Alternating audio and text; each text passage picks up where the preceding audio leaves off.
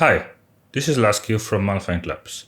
In this video, I would like to show you a brief analysis of the attack using CVE-2021-40444. For those of you who don't know, this is a brand new zero-day for Windows systems, allowing a one-click infection via Office documents. At the time of recording this video, there is no working patch for this vulnerability. All the files analyzed in this video are publicly available, and I will link to them in the video description below, together with other interesting links. Enjoy the video and please stay with me.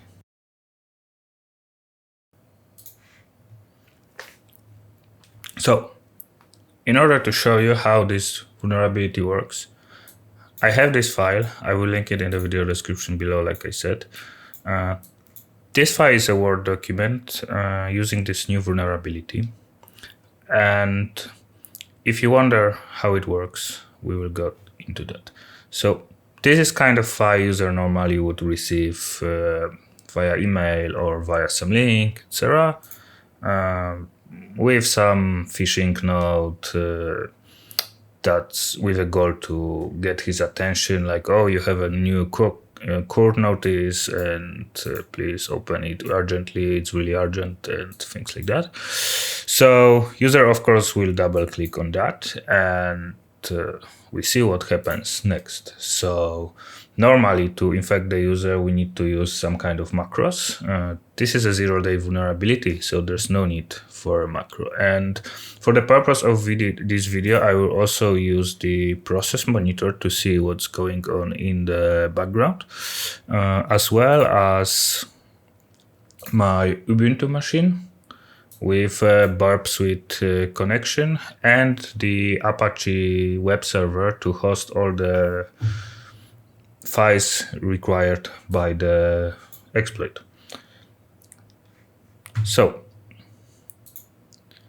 that being said, let us just try to launch our Word.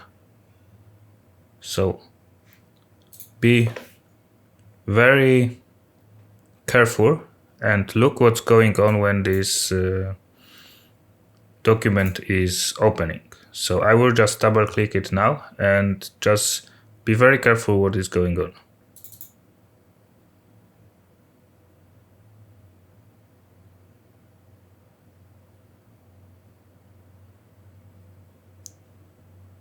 Did you notice that? If yes, then congratulations. If not, I will make a small replay for those who didn't notice what was going on.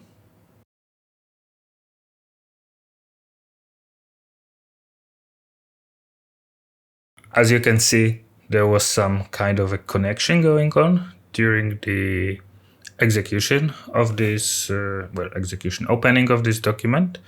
And this is never a good sign. This is mostly related to what's called external OLI objects that are being downloaded from the external server, and this is most of the times related to some kind of exploits or malicious code, very rarely used in the legitimate way, although it can happen.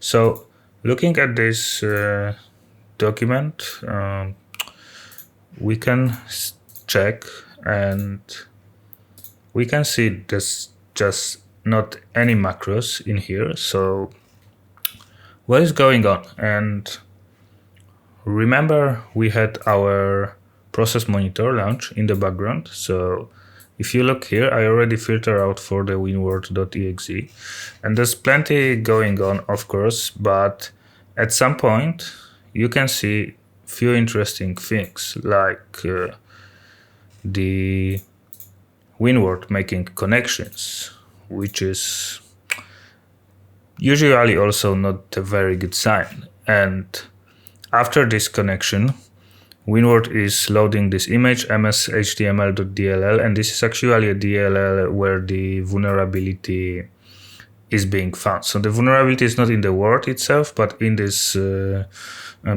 DLL, and it allows to remotely execute a code. So after this DLL is loaded, there are some other interesting things like here, like also there's like JavaScript binary being loaded, the iframe binary being loaded, library being loaded. There's some further connections. Quite a lot of data is received actually. And then we can see that the Winward is creating a new process, which is control.exe, which is a control panel process, which is also not a good sign because normally the Word shouldn't be executing control.exe, a control panel process, as its child. So actually you can see this quite a few of this execution, and if you look at the command line, it is making a reference to this championship.in file from the temp directory. It's actually making trying a different path, so you can see app data local temp. You can see it's actually the same, but yeah, there's like a load slash championship. There's like just slash championship, and you can see something you can see from the path traversal vulnerabilities as well. So just basically trying to go up the directory and finding the file. And then we have some additional connections. So this is overall quite interesting. So we already see there's something going on in here, and these connections here are because it's a simulated environment, it doesn't tell us much, but we can look at our Ubuntu machine and we will see some interesting connections here. So first we have a get connection to, I hope this is visible, but first we have a get connection to hiduc.com slash something, some random chars slash site.html, and this is the actual file with the exploit code in JavaScript. So after this file is being downloaded, it is being executed by mshtml.dll library when there's a vulnerability, like I already said. And then we can see actually some additional requests to the same site, hiduc.com, but hiduc.com, but to another file, which is ministry.cab. And the response is actually as you can see, some binary data. So this is already interesting. So we can clearly see here the infection chain. So first the user clicks on the Word document, then the Word document executes some exploit, and the exploits execute some additional binary data that is usually being a final payload or downloading some final payload for the user. Let's then see what is going on here on the lower level. So what we will do now, what we've done so far is kind of a dynamic analysis. Now what we want to do is more static analysis. I will close this for now. And as some of you probably know, some might not know, but the docx documents and basically all new Office documents are a compressed set of XML files that describe what's going on in the file. So we can actually unpack this file and see what's inside. So if we go here and to rels, we will have all the relationships that this document has. And as you will see, it's kind of interesting. So we'll open it in Sublime, and you can see that there is interesting relationship here, which says target mhtml, this is important, hiduc.com, and basically the address we already saw in our Borg proxy, and there's another parameter that has the same address, and this is part of the exploit itself, and the target mode is external. And this relationship, this record in the XML file tells the Word document that it has to download this additional HTML data and execute it with the AMHTML interpreter, which we already saw being done in the process monitor, of course. So this is already interesting, but what is sitting inside this site HTML file? So this site is actually already down, but all this file can be downloaded from VirusTotal or MalwareBazaar, and I will give you the links. So I already have it here, and we can check it in the Sublime text, and you can see there's a lot going on here. So basically we have an HTML file that is compatible with Internet Explorer 11. There's a big var array at the beginning, which basically is like a obfuscated code. Not that much obfuscated, because we already can see what's the HTTP connection and some things like HTML request championship.info. But if we want to really understand what the exploit is doing, there's plenty of, well, plenty. There's some obfuscation, so it's not that clearly visible at the beginning. If we know JavaScript and if we look at it, we will clearly see that there's a one function that its purpose is basically getting files from this array, and getting strings from these arrays and putting them back in the code as part of the code. So that's something you can do in JavaScript and is utilized a lot as a obfuscation routine. So you can see that there are plenty of functions that has some number as an argument, and you can see this function is actually taking this argument and subtracting 170 from this, and this is the position in this array of the desired string. So you could say, this is quite simple. I will just make a Python script that will basically replace all of this with the strings from this array. And yeah, this is a good intuition, and this is also what I did initially. But it's not that simple, because if you look here, there's some kind of a, let's call it checksum being calculated, and if the checksum is not correct, and then the array is, I would say, rotated, because basically there's a push and shift on the array, which basically rotate the array by 1. And as long as this checksum is not correct, the array will be rotated. So if we write a script like this, it won't work. Well, it will work, but the obfuscated code will not make any sense, because this array is not in the correct order. So how to do this properly? Well, we still need to rely on a little bit of dynamic analysis. At least this will be the simplest way.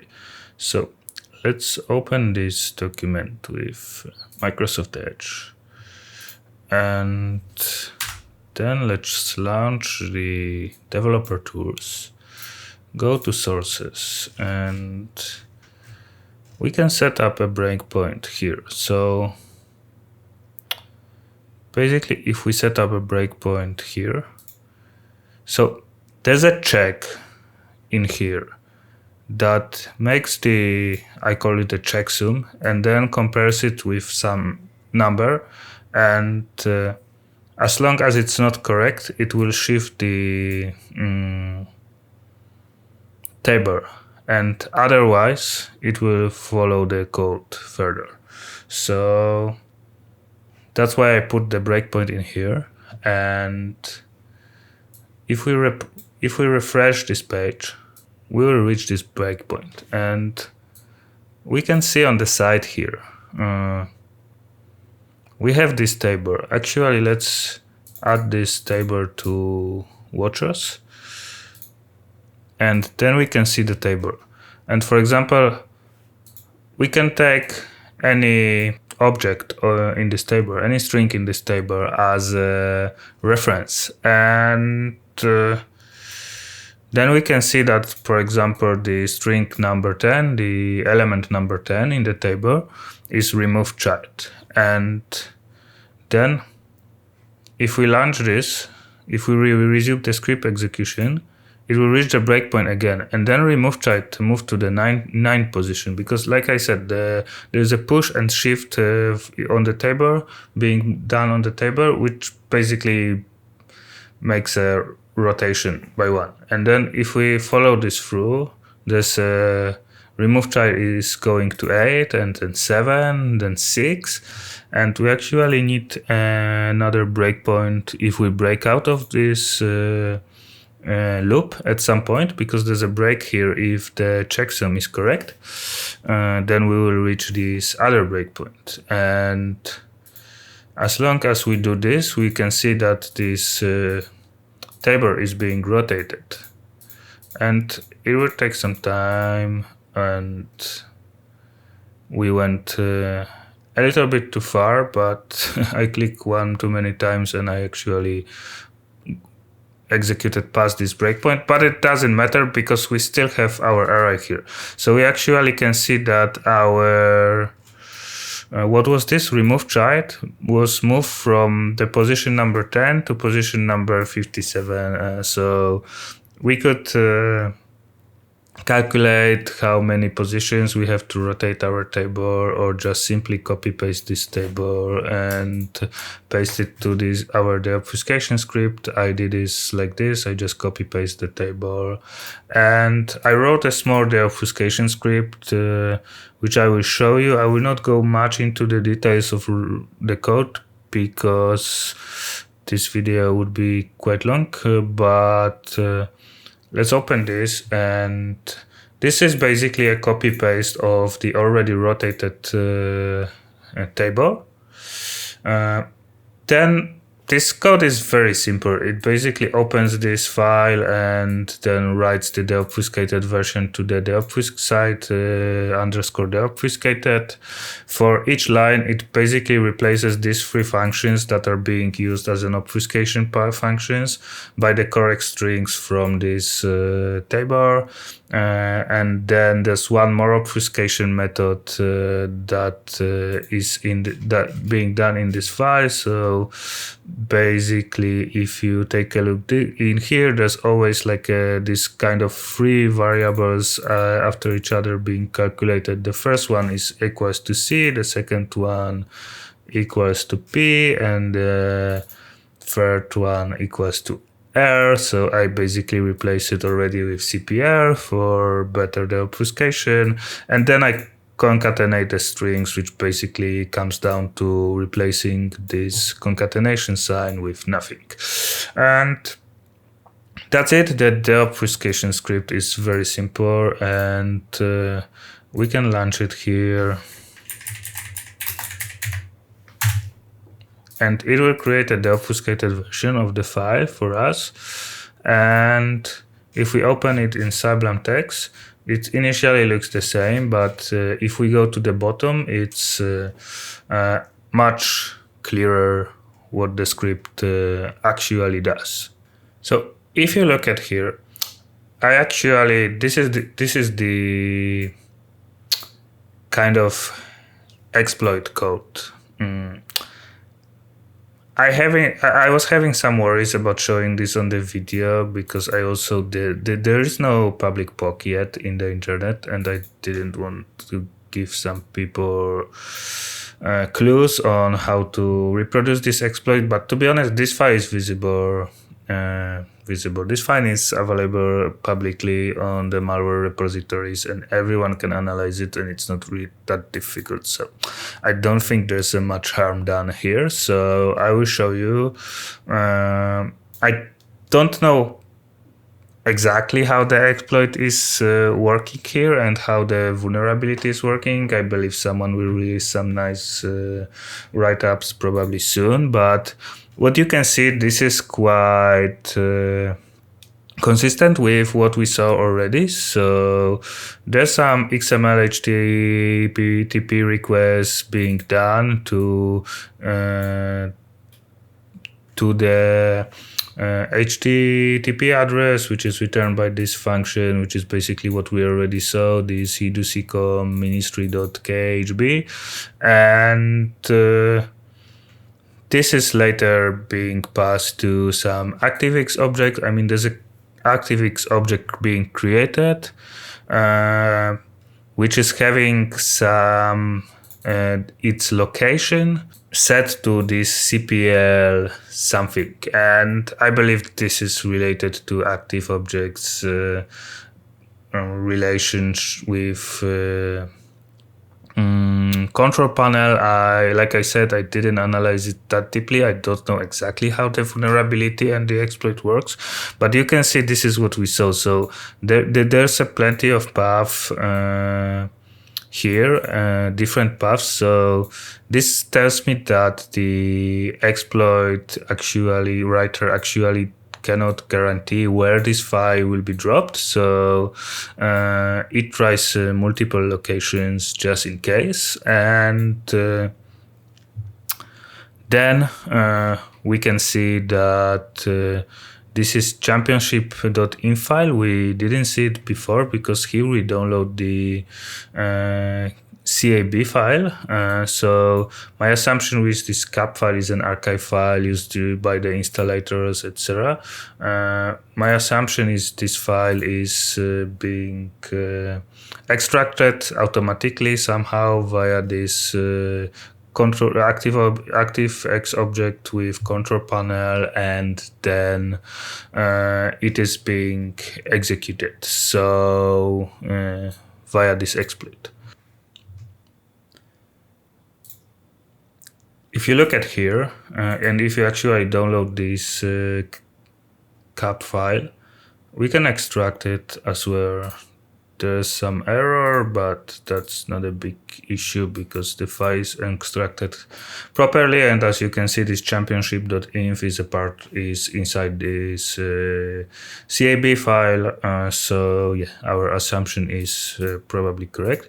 And let's go to wrap it up. Let's go back for a moment to our process monitor, because I think it's also interesting. If we look at here, actually, let's change our filters a little bit, and we can filter for the path having the championship.inf inside, just contains. So why I'm doing it is because this spawns a lot of control panel processes, and every one of them will try to reach this file and load it. This file is in fact a DLL library. We can also see it in our PE Studio, for example. If we load it, sorry, that's not it. If we load it here, you can see it's a dynamic link library. So basically, this will try to load this file from these different paths, but only one of these processes will actually hit it and load it. So if we filter for the path that contains it, so we should find the process that actually managed to load it, and we can see it's a runDLL32.exe process that loaded the image from appdata local temp championship.inf, and this is good because we can see that this succeeded, and we can see that the runDLL was executed. So this is clearly already execution chain when we have a word executing control panel via this exploit. And if we turn off our filter and change it to control.exe. For a moment, we can see that yeah, maybe we should do only the process start, but basically what I wanted to show you is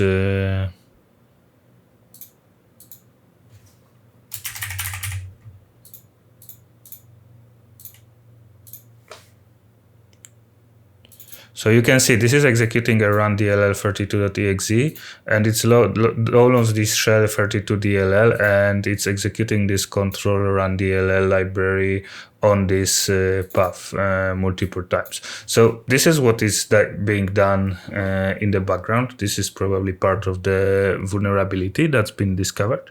And after one of these is successful, we can see that this run DLL binary, as I already showed you, it's being able to load this DLL, and this DLL is a malicious DLL that will contain some code that is being executed basically without any macros and without user interaction, where user has to open the document, but after that everything is done automatically. So knowing this, we have this PID, so we can include it in our filters and see what this code is doing from the dynamic analysis perspective. Because if we remove this path contains, we will see basically everything that this run dll.exe has done after loading this binary, which is not that much. Because for some reason the process monitor don't see the network activity in here, which is strange. Maybe it's related to the way this network connection is made. But normally we could take this file now, this DLL, and make some additional binary analysis on it and analyze what it is. But if we look at our Ubuntu machine, and we can see the interesting traffic just after this. So you can see the pattern here. So first the slide.html is loaded. This is our first exploit code, as you know. Then the ministry.cap, this is downloaded by the exploit and executed.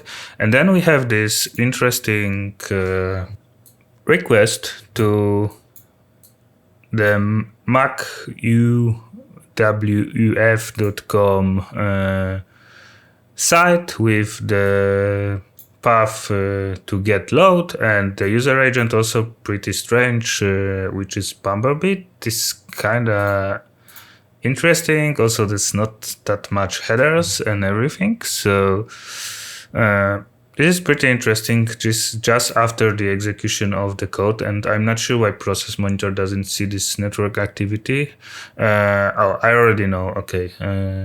It's of course over so as you can see, this previous activity was over HTTP, this is over HTTPS, and that's probably the reason the process monitor doesn't show that, although it should at least see the opening of the encrypted socket. But never mind. Anyway, we have this connection, so this is already pretty interesting. So we can actually look at the virus.r, and our site is macuwf.com, and if you search for it, of course, if there was nothing on the virus.r, we would need to do the further analysis to understand what's the final payload of this code. But here, this was already analyzed by some other people, and a lot of information is publicly available. So As you can see, this domain was registered 15 days ago, and if you look at the relationships, it's pretty interesting. It has a relationship to this 0 day that we are discussing, and there's a relationship to basically 4 files, all with pretty high detection rates. All are the Windows DLLs, and if we look at them, they are basically all the Cobalt Strike beacons. So we could analyze them further. This actually might be not Cobalt Strike. It looks like maybe Eurosniff. And same here, and there's another Cobalt Strike, which is also detected by some antivirus as Eurosniff for some reason. But anyway, most likely this is a Cobalt Strike beacon being delivered from here, but it can be anywhere, anything, because the attacker can just change the payload that is being delivered. And the final stage here, this championship.info is also a Cobalt Strike beacon, so we could do the further analyze, get the Cobalt Strike configuration and things like that, but that's a topic for another video, I think, because this video is pretty long already.